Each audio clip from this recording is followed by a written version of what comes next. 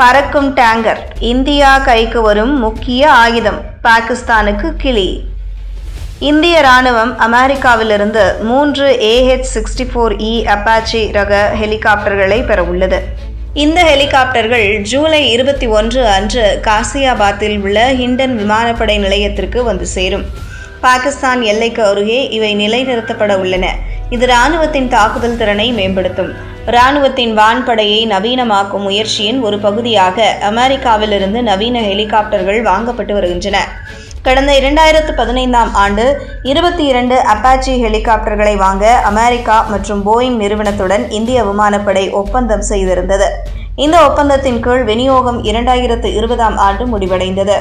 பின்னர் 2020ஆம் ஆண்டில் இந்திய ராணுவம் மேலும் 6 அப்பாச்சி ஹெலிகாப்டர்களை வாங்க $600 மில்லியன் மதிப்பிலான ஒப்பந்தத்தில் கையெழுத்திட்டது. ஆனால் விநியோக காலக்கெடு தாமதமாகியிருந்தது. உலகளாவிய விநியோக சங்கிலி சிக்கல்கள் மற்றும் புவிசார் அரசியல் சூழ்நிலைகள் காரணமாக புதிய ஹெலிகாப்டர்களின் விநியோகம் தாமதமானது.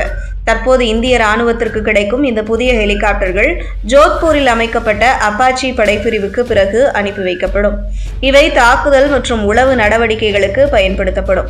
பாதுகாப்பு அமைச்சர் ராஜ்நாத் சிங் சமீபத்தில் அமெரிக்க பாதுகாப்பு செயலாளர் பீட் ஹெகெசெத்துடன் பேச்சுவார்த்தை நடத்தினார். அப்போது அப்பாச்சி ஹெலிகாப்டர்களின் விரைவான விநியோகத்தை வலியுறுத்தியிருந்தார். மேலும் LCA தேஜாஸ் போர் விமானங்களுக்கான GE F404 என்ஜின்களின் அவசர தேவையையும் சுட்டிக்காட்டினார். இந்த ஆயுத வர்த்தகம் இந்தியா அமெரிக்கா இடையேயான பாதுகாப்பு கூட்டுறவை வலுப்படுத்தும் முயற்சியாக கருதப்படுகிறது. அப்பாச்சி தவிர இந்திய ராணுவம் ருத்ரா மற்றும் துருவ் போன்ற பல்வேறு வகையான ஹெலிகாப்டர்களை இயக்குகிறது. ருத்ரா துருவ் ஆயுதம் தாங்கிய ஹெலிகாப்டர்களாகும். இது டாங்கிகள் எதிர்ப்பு மற்றும் நெருங்கிய வான்வெளி தாக்குதலுக்கு பயன்படுத்தப்படுகிறது.